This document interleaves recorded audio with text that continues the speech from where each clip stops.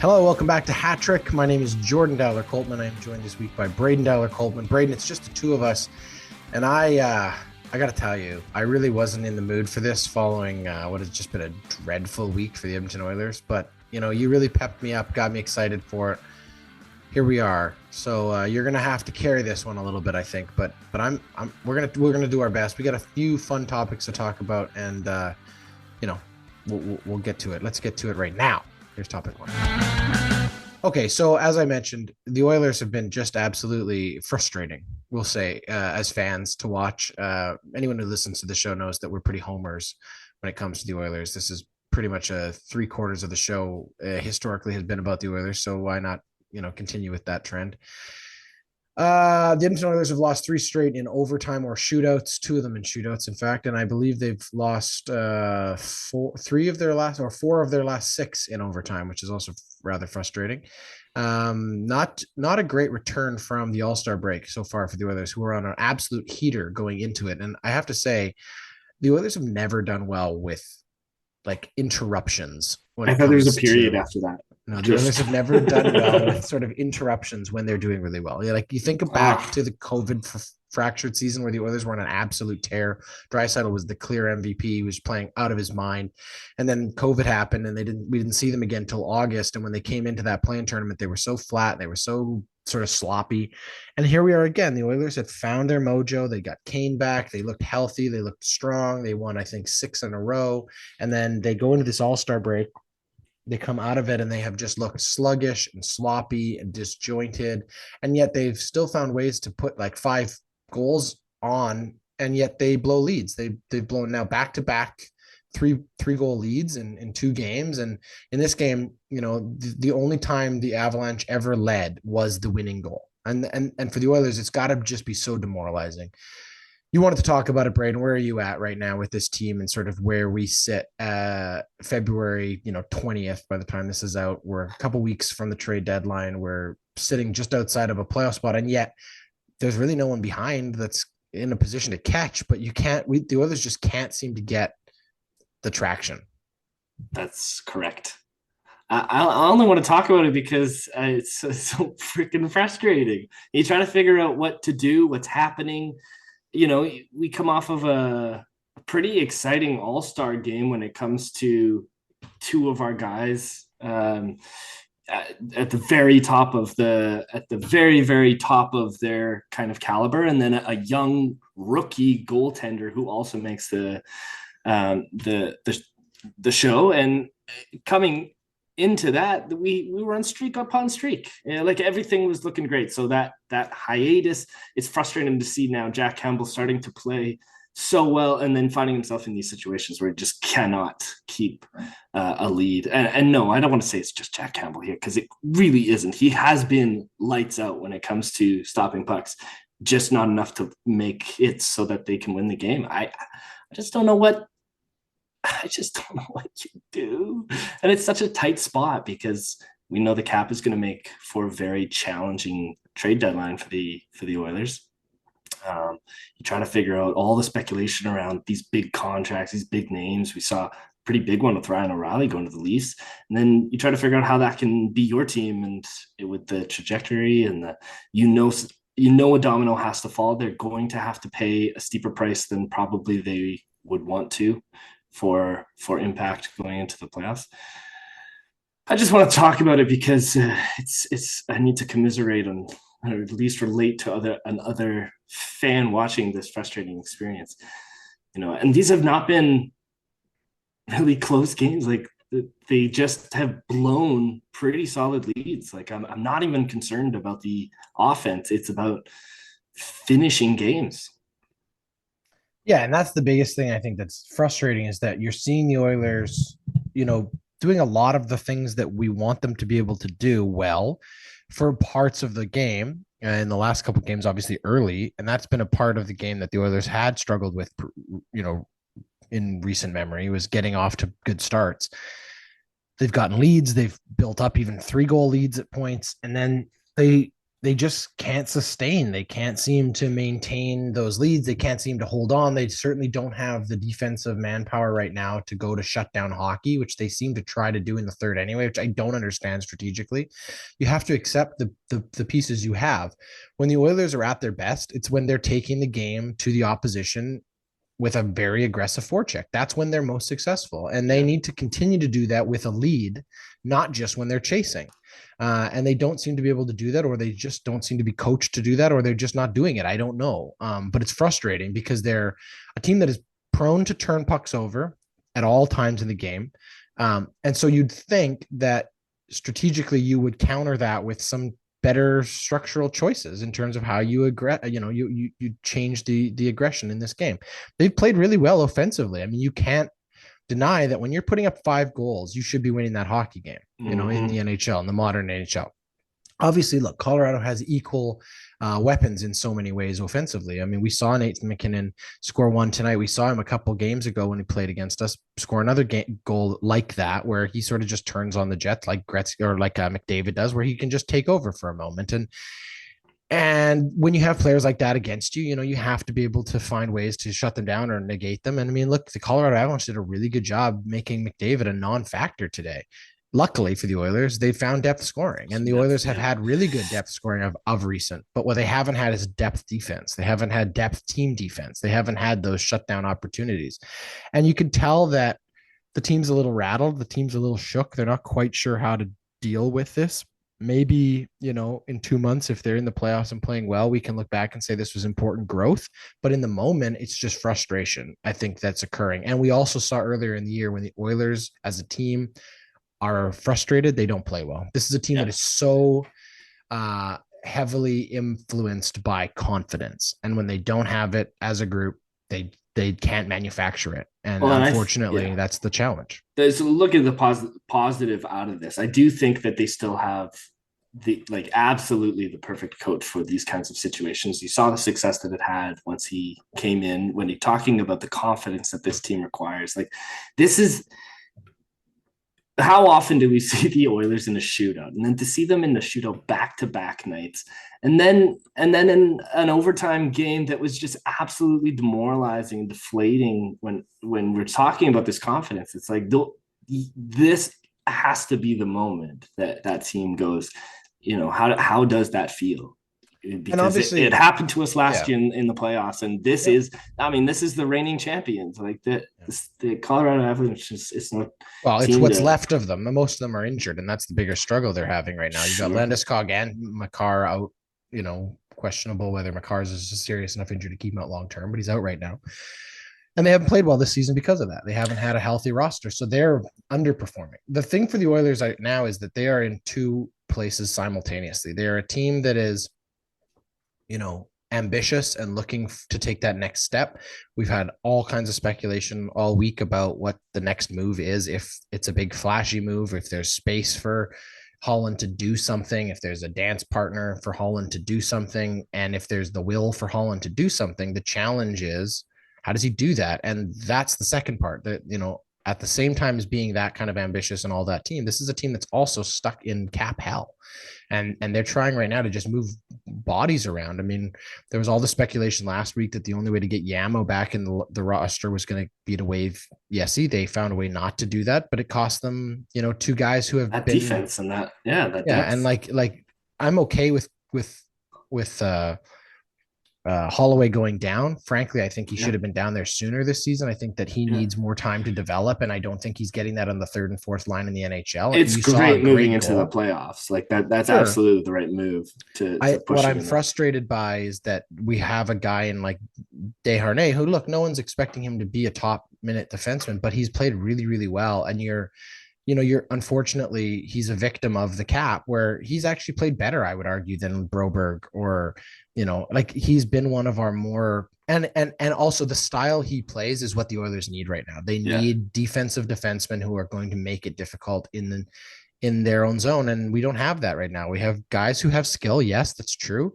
Look, Tyson Barrie's on the score sheet. Like, it's, those players know what their roles are. But when you have, there's 2 goals tonight where Darnell Nurse isn't boxing his guy out. fine. Maybe that's about size. Maybe that's about skill. I'm not sure. But Vinny Desharnais, that's a Size. lot harder to compete against down in those positions. Like we need a defenseman. And that's the other thing. Can we just talk about this for a second? We've got all these rumors about like Erik Karlsson. Is Erik Karlsson really the answer for the Edmonton Oilers right now? Do they Yeah, not have offense is defensemen not who a are thing we doing that? need. Yeah, like we need a defensive defenseman. Like we need like an Ekholm or like a Braco, yeah, a guy who's going to make it really difficult for the opposition to of play course. with them, and frankly, is going to be a better cap hit, little less like hurdles to overcome. Yes, we want a flashy move. Everyone wants a flashy move. It's fun. Look at Toronto and how much excitement and buzz comes around Ryan O'Reilly joining them. But is Ryan O'Reilly really the piece the Leafs were missing, or is it just a piece? Right. So Well, and don't forget about Noel Achari. This is some pretty solid depth that's gone to Toronto. Yeah, I mean, you do. You want something of impact, especially when I just am so sick of the. Do they do it now? Do they worrying about a first round pick as an asset as if like having Connor McDavid isn't the main priority and focus? There's no way that they shouldn't be making swings. I just worry that this kind of momentum pressures the situation to a place of misstepping or taking a massive swing at desperation. something like you're trying to say with Erik Well, Karlsson. I think it could go two ways because I think either it motivates your general manager to make a move because he sees something's not working, but that doesn't seem to be Ken Holland's motivation. I mean, we've Yeah. seen, look at how long he dragged his feet on Dave Tippett went last season when it was clear that it wasn't working. This is not the kind of guy who makes a knee jerk reaction Every response year, to even in anything. Detroit, he was like Yeah, barely he's a a trade very, deadline very guy. conservative general manager. He does not want to make his moves there because he knows he can get burned. The reality is, right now, the Oilers may get burned if they do nothing, and Uh-huh. they may get burned if they do something. So he has to be cautious, and he is being cautious, obviously. But the reality is, I don't think the answer's in the room for the next step. And that's the challenge. They have to figure out how to get something to work. And I'm not sure how to do that. And I'm not sure they know how to do that. That's, I think, the equally frustrating part inside that room. But, we're going to see. We're going to see what I guess happens there. Final thoughts on this one? I think Jack Campbell can still be trusted in net. Like, I don't think that this is at all a consideration around how he's No. been playing. I do think it was a good move to kind of ensure that his play was able to, get in only in so much as like Stuart Skinner is a clear bona fide all-star and to kind of, give him still an opportunity to be in it. I Yeah. just like those are the guys you have to rely on. And I'm not at all concerned about the goaltending situation this year. No, I think the Oilers' goaltending is fine. I think that both of them have space to play better. We've seen them play better even this season. But at the same time, you look at, like, let's just use today's game, for example. I mean, there's at least three of those goals that Jack Campbell either didn't see or had no chance at. The other two, he probably wants back. Or in the third one in overtime, I mean, that's a weird situation. It's 3-on-3 at the end. Everybody's pretty exhausted. You're, at altitude, la, la, la, la. I thought he played fine. He played well. He played at an acceptable standard, we'll call it. You know what I mean? And he has been playing at least that well recently, not like earlier in the season where he was struggling. And there's a very big difference. You're right. I think the Oilers' goaltending is not where we need to be focused. It's defensive play, both from their defensemen and equally from their offensive players that need to continue to contribute more defensively. I don't need to see Leon Draisaitl turn more pucks over at the blue line. That's unacceptable for a guy at that level. You know what I mean? So Yeah. Yeah. anyway, let's leave it there for now. That's topic one. Topic 2 this week is brought to us by the Ordinary Podcasting Network's merchandise store. You head over to ordinarypodcasts.com right now. You will see that brand new merchandise has been dropping for the last week and a half. New items for a couple of our biggest shows are available now. You can go find a awesome sweatshirt and hat combo for running down the clock. And the MCU and Me podcast has a whole bunch of t-shirts. Trust me, there will be spoilers. Head over there today to grab something to represent your favorite podcast.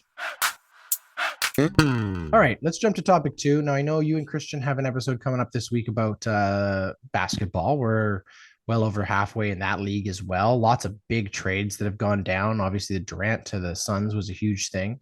And Kyrie, there's lots of moves that have happened and lots of deals being done. The trade deadline in the NBA falls before the All-Star game, which is always kind of interesting, or at least what has been this year. The All-Star game went this weekend. We've talked about All-Star games already this year. We talked about the NHL one and the Pro Bowl recently, and we both kind of agreed that they're a little silly. Can you tell me why the NBA is or isn't better than the other All-Star games, or is it as equally perplexing?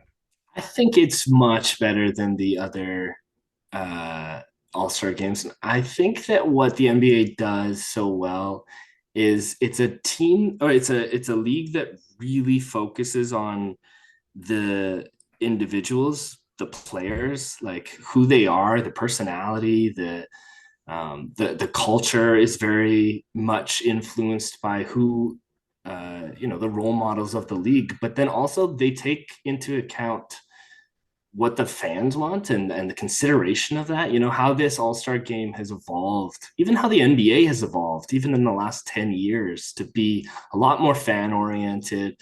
They're always kind of tinkering with how they want to do it. We've seen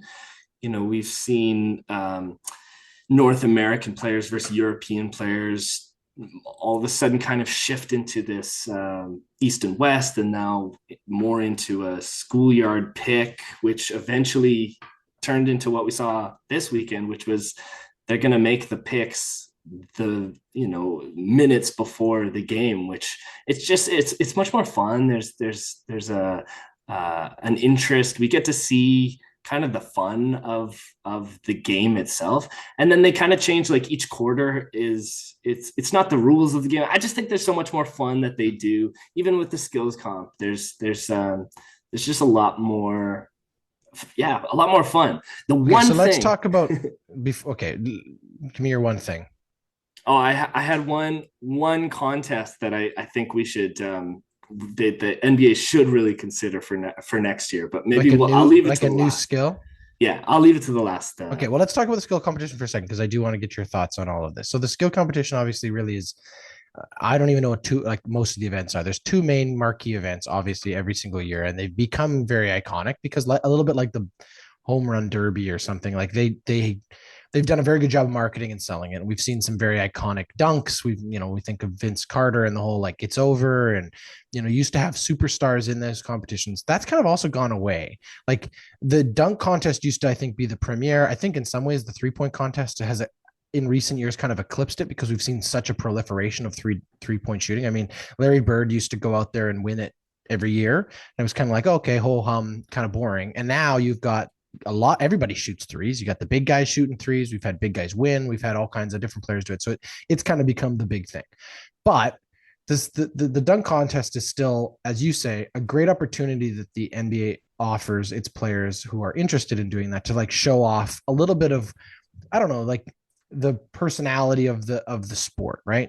It's not to call it entertainment street ball, but like this is a part of basketball that doesn't necessarily exist the same way in our other mainstream sports, which is the that creativity everywhere across North America on hard courts in schoolyards and at community parks and wherever else, there's guys and girls out there every single day playing relatively competitive basketball pickup games, right? Anybody who's out of a certain height tried a cool dunk or tried to played horse and done some weird trick shots. Everybody gets a concept of it. So now you've got the best in the world doing it. But is it really good for the sport when you have a guy who's not in the NBA winning it? We have a G League player, Matt McClung, winning the slam dunk contest this year. This guy's not only not in the All-Star game, he's a ringer who comes in for this. He's not even in the NBA. This guy, his annual salary this year is going to be $106,000. He won $100,000 by just winning the dunk contest. He just doubled his annual income from this 15 minutes of physical activity. Tell me that's good for the come on. Well, I'll tell you why it happened. I don't think it's great. I think it's funny. And it also gives this guy an opportunity to be in the spotlight for that moment.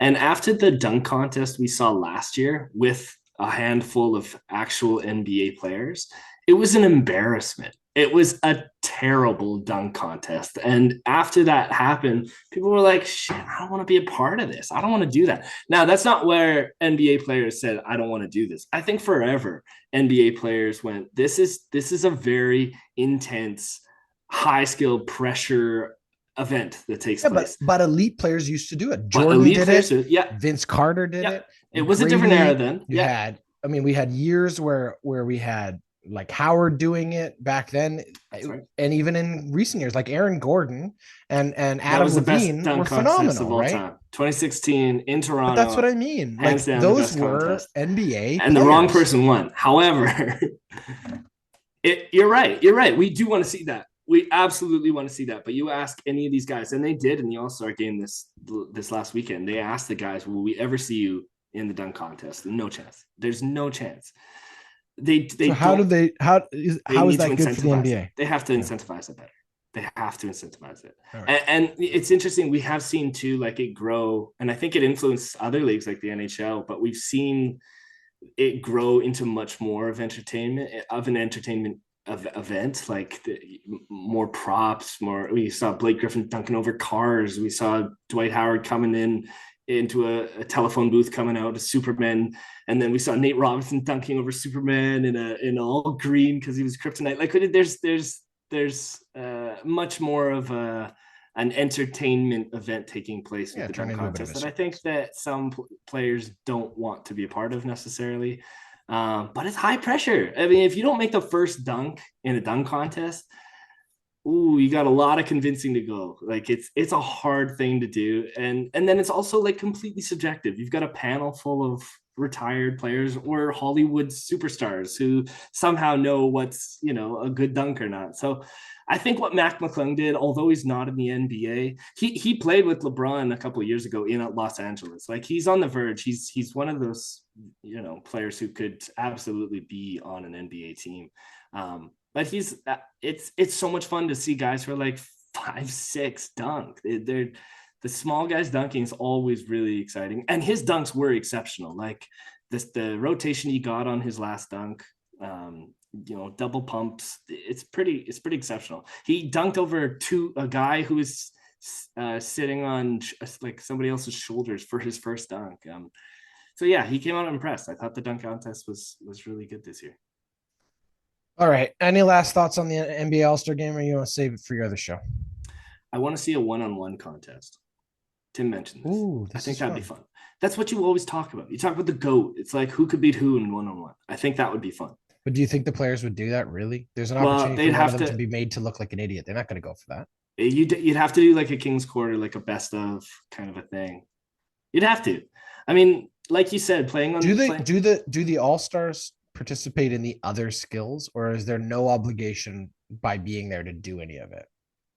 I don't think there's obligation to do it. Not like in the NHL. They all have get to show up asked and all have to. to do some skill, even if they're the passer in the hardest Yeah, shots. you probably get Well, asked to. You know what was weird was they always do like what's that skills comp? Essentially the one that's like, yeah, all the best skills. You're weaving in between pylons and there's a like layup the and a dunk relay or and whatever. stuff. Yeah. The relay. And they had it in teams. I think they tried this last year with 3 different teams. So there's a rookies team, a home team wherever the All-Star game's happening, and then they've been doing this like a Tentacumpo team, so like the 3 brothers play, but Giannis was injured, so it was like Thanasis and Alex, who's also in the G League, Thanasis, who I think is a bench player somewhere now. Like these aren't even all-stars at all, and yet they're in these skills competitions. So it's I mean, some of it's quite silly, and it's not quite the best of the best in the moment, but it's all fun and games. And I think the fans have a really good time. I know I do with the NBA. Just with what they do and how they present it, the entertainment's a lot of fun. And then there's like celebrations of honoring guys like LeBron who passed Kareem and Karl Malone, and it's good. It's good for the sport. They do a good job. All right, let's leave it there. If you're looking for a new podcast, you should check out the Ellipses Thinking podcast, hosted by Greg Dollar-Coltman. Each new episode, Greg sits down with a guest to talk about where they are on their creative journey. You can listen now anywhere you get your podcasts. Okay, final topic this week. We're going to talk about the Formula One season, which is on its way in just under a week and a bit here. We're going to get our first testing of the off season. And then the first weekend of March, we are in Bahrain for the opener of the 2023 campaign. Lots to talk about there. We will be off next week. There will be no episode of Hat Trick, but on this very feed, you will hear the preseason special, the first episode of this season of the Pit Stop podcast, which is another show from our network. Tyler Walzak and myself will talk Formula One. We'll run you through all the teams, but Braden, as an alumni, as the original host of Pit Stop, you're stepping away this season due to just. I'm retiring from the F1 broadcasting. But we wanted to give you the first crack at talking about this off season with me here and talking about what we know about the teams, the cars, everything going into this season. So we thought we'd spend one topic with just the two of us, because Elliot doesn't know what the heck he's talking about when he talks about Formula One, and he just keeps going on and on about Red Bull. So we don't have to worry about that. Let's start here. For you, what are you most excited about or looking forward to seeing as we get the season underway here in a week or so? The cars, baby. I just love the liveries. It's all very fun to see a new design on a car. Big fan of the McLaren car, what they came out with. The Google Chrome wheels are pretty fun. I don't know, man. Like I really haven't been following too much of any updates or changes. I'm super excited to see some of the new race drivers, Piastri. It's always fun to see a driver that you're familiar with in the new seat, Pierre Gasly, the French connection at Alpine will be kind of cool to see. And then I think just to like off the hop, there's no real understanding of who's going to be at the top or at the bottom or in the mid. So I'm pretty interested to see kind of how the grid lines up as we progress in the early part of the season. Are there any major upgrades to the cars this year? Like last year was pretty big when it came to trying to deal with the porpoising and most of the car design was quite originated or original. Yeah, so we had a new set of regulations last season, which obviously remain in effect, and we've had a few minor tweaks to them, but the major look and feel of those cars, the ground effect, all of that remains. This is what they'll be with now for the foreseeable future until we find out when the next set of regulations will come in. 2026 we'll see the biggest change, which is when we're going to our new power unit regulation change. So that's when we're going to see the new engines. They're going to be more efficient. They're going to be a whole different system of power for the vehicles. That's why we'll get partnerships like Red Bull and Ford coming in. We know that Audi is going to be joining the grid as a power supplier. So there's lots of different news that'll continue to trickle out about that. But as far as answering your question, not really yet. We don't have a lot of major changes to the regulations, but one of the biggest changes goes to the first thing you mentioned, which is liveries. The biggest thing you're going to notice when you take them all in totality is the amount of black. And it's not because they're being painted black. It's because every single team has recognized that leaving the black carbon fiber unpainted will help them reduce the weight of the car. Yeah. Shut up. So Mercedes, get out of here. Really? Mercedes, for example, has gone back to the all black livery that they had for 2 years as a response to the Black Lives Matter movement. But it's only partially because they like the black livery. A lot of it is strategic. Wow. Reducing the amount of paint on the car is a dramatic weight loss. And most cars, including the Mercedes, were overweight last season in terms of what their expectations were. Drag was increased, all of that. So what they've recognized is that by reducing that amount of paint, having portions of the bodywork that are basically just raw black carbon, they are reducing the weight. If you actually look at the Mercedes car, the only part that's painted is basically a stripe from the nose all the way across the top of the bodywork. The entire sides, all the side or lack of side pods. I'm looking at it. There's a side here. There's no paint on those. There's a green strip on the side. Okay. Oh, sorry. Other than the green strip. What the heck? Green pin striping. That's it. But a lot of the bodywork's not. That's why Haas has gone with a very much more black. So for the teams that don't have that, like I'm looking at Alpine's still quite blue, and Aston Martin's got its green, and Williams blue. We will see whether or not there is an advantage or disadvantage to that. Wow. But those were actual strategic decisions. Do you think that's actually paint though, or did they use vinyl? Like, can they go with something lighter to? I'm sure it's the lightest paint that they can work, but it is paint. There's such scientists in that sport. It's so crazy. Well, it's the aerodynamics that are there are a rival That's to the sport. rocket sport or rocket science, space travel, all that shit. Like NASA's aeronautics department is equaled by some of the engineers that are working in Formula One. The only other sport I think in the world that has the same level of sort of technological advances, like the America's Cup in sailing, where these guys are designing these airfoils where the sailboats literally lift out of the water on top of these airfoils. It's unbelievable. But Formula One is right up there, and that's what the sport is. We're talking about hundredths of seconds being the difference, right? So Mercedes' average pace off of Red Bull, a team that won more races than any team had ever won in a season, their average pace differential was less than a hundredth of a second, and they only won one race. Wow. That's the difference in this sport. So you mentioned three things. You talked about the livery. We kind of addressed that. You talked about the new drivers. I want to spend a second on that. So you mentioned, I think, two of them, but let's really quickly run down it. Mercedes, same drivers. Ferrari, same drivers. Red Bull, same drivers.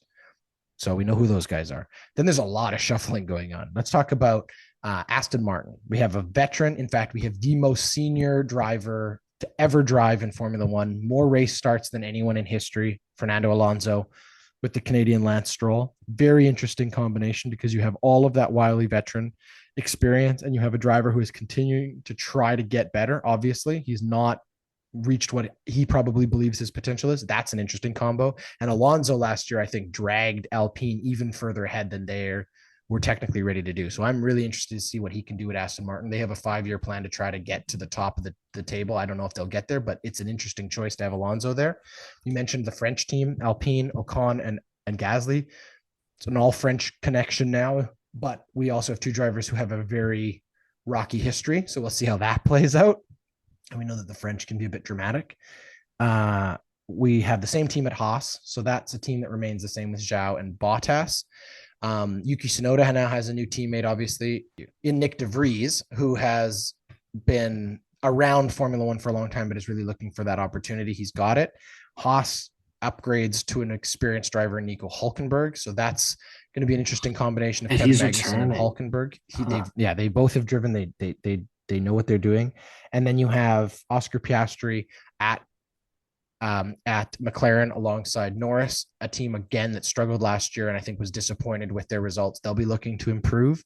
Williams gets a new driver. They get the American Logan Sargent out of IndyCar. That'll be a really interesting driver to watch because obviously Formula One is really keen on continuing to grow their market in the United States. And I think he's an exciting new young driver, not the American I think everybody wanted in Formula One, but the one we're getting, which is great. And I think overall, what's exciting is that when you have new drivers, even new drivers in new places, there's so many storylines in every single race because they're figuring out a lot of it out. Some guys adapt really quickly to new cars, some guys don't. And it'll be fun to see how all of that shakes down and plays out.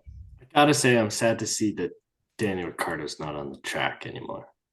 Yeah, I think you're not alone. I think he's obviously become a fan favorite through the Netflix series, but I also think that that's a great example of how the Netflix series has influenced a lot of the people who came to the sport through that opinion of what the sport is. And I think that that's an interesting storyline continuing to go forward.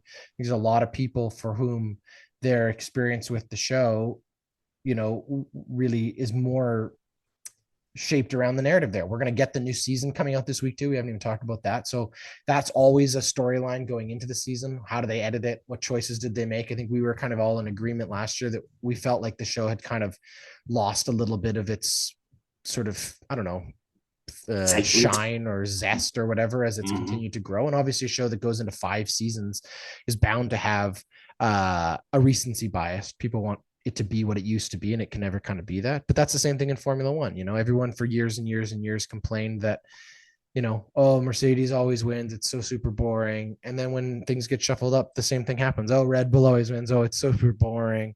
Yeah. It's how the sport is done. The last thing you said is that you didn't feel like there was a clear sense of who's at the top and who's at the bottom. I kind of feel like I disagree on that one. I think we still have 3 teams at the top, and I think everybody else in the middle is going to sort themselves out pretty quickly. I don't think Williams is ready to take a huge step forward. They'll be at the bottom. The big question for me is whether or not Haas can rise, because I think that they have been in 3 years of purgatory trying to figure out how to get better, and I think that they have potential to do that. They have more experienced drivers, and we saw some just moments of optimism from them. But it's going to be a fight between Red Bull, Ferrari, and Mercedes at the top. There's no question about that. There's nobody else right now who's poised to get in there. The question is, is Red Bull able to maintain the momentum that they carried through last season? Did the lack of wind tunnel time as the punishment for being over the cap in 2021 hurt them? Or will they pick up right where they left off and be dominant? And then the question is Ferrari ready to take the next step? They have a new team principal.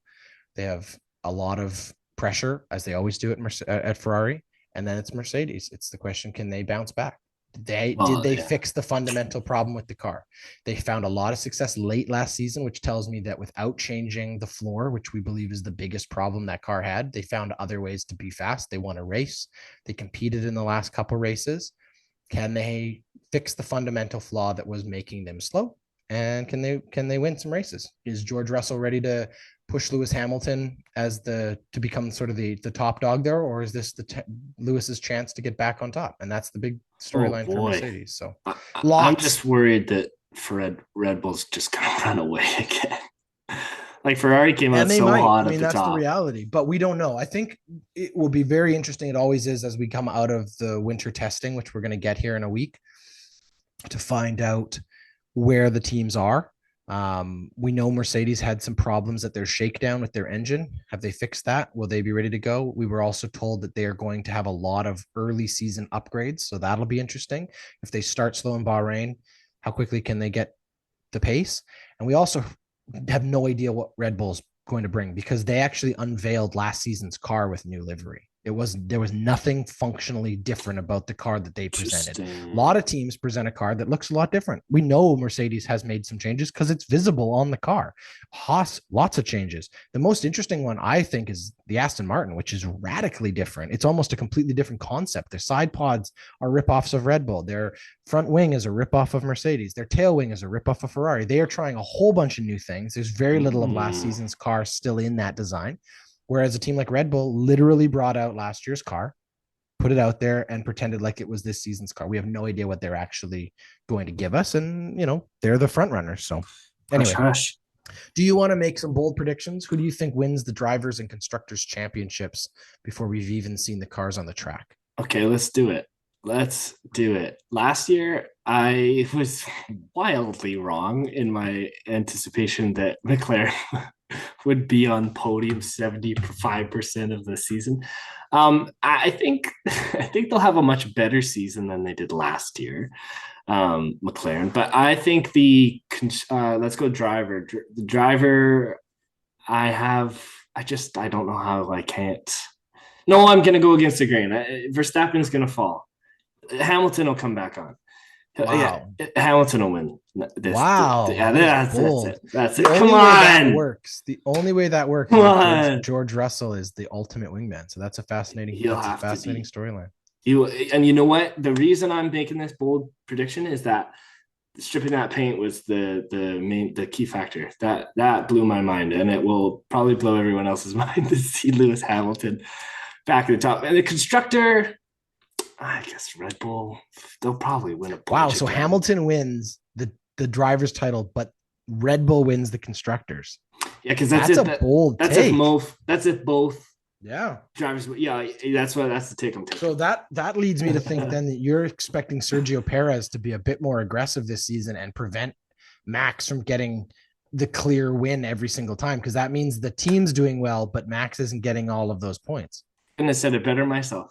Wow. Well, I can't give you my bold predictions because I have to save them for the other show, but I like those ones a lot. Who do you think is going to crash first? The first crash Yuki of the season. Tsunoda. Oh God.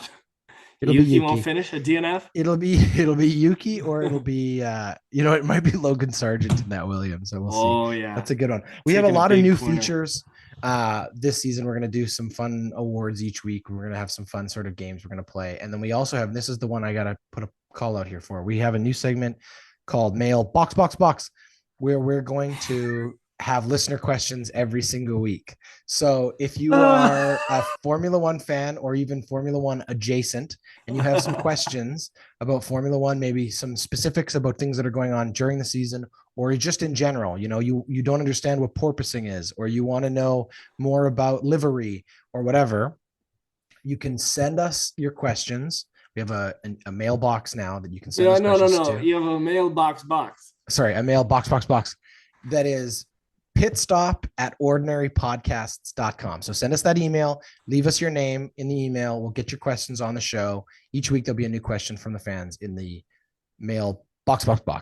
All right. Thank you, Braden. That was a lot of fun. I appreciate you rousing me to do this. I wasn't really in the arousing mood, you to do this. No. Arousing you to do this. Rousing, not arousing. Yeah. Rousing. Okay, go check your dictionary. We are going to not have an episode next week, as I already said. We will have an episode of the Pit Stop podcast on this feed. If you haven't already heard of it, it will be here as a little preview. And until we are back, which will be the first week of March, we will have had the trade deadline that weekend. So there will be lots to discuss, lots to talk about in the NHL. It'll be a race weekend for Formula One, so we'll have lots to talk about there. We'll have basketball to talk about. We'll have all kinds of fun stuff. Braden, when does baseball start? I know this show is basically a baseball podcast at this point. End of March. I think it's end of March. So we've got them already in spring training, or at least kind of early workouts in. Do those people take breaks, or like they get like 2 weeks off at Christmas and then they have to get back out there and throw balls at each other? Baseball. They just went back. They've had like 4 months. Isn't that the usual offseason? It feels like baseball never ends. Okay. Should it ever. You'll have to rouse me for baseball when the time comes. I will certainly arouse you to watch all of the baseball.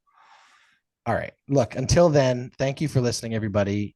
You can find out more about our show or all the other shows on the network by heading over to ordinarypodcasts.com. There's a merch store there too. You can check out merchandise from many of our shows. And as always, we appreciate your listenership. If you don't already, please subscribe. And until the first week of March, that was Hatrick.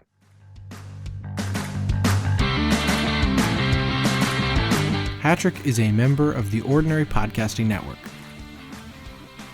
It's produced every week by Jordan Dowler Coltman and Braden Dowler Coltman. You can follow us on Instagram, Twitter, and Facebook.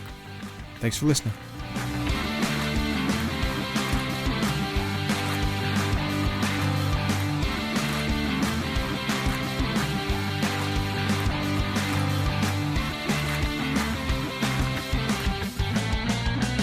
The Ordinary Podcasting Network wishes to acknowledge that the lands on which our conversations take place include Treaty 6 territory, the traditional meeting ground and home for many Indigenous peoples, including the Cree, Dene, Saulteaux, Blackfoot, Métis, and the Nakota Sioux peoples, as well as the unceded territories of the Coast Salish peoples, including the territories of the Musqueam, Squamish, and Tsleil-Waututh nations. We acknowledge the many First Nations, Métis, and Inuit whose footsteps have marked these lands for generations.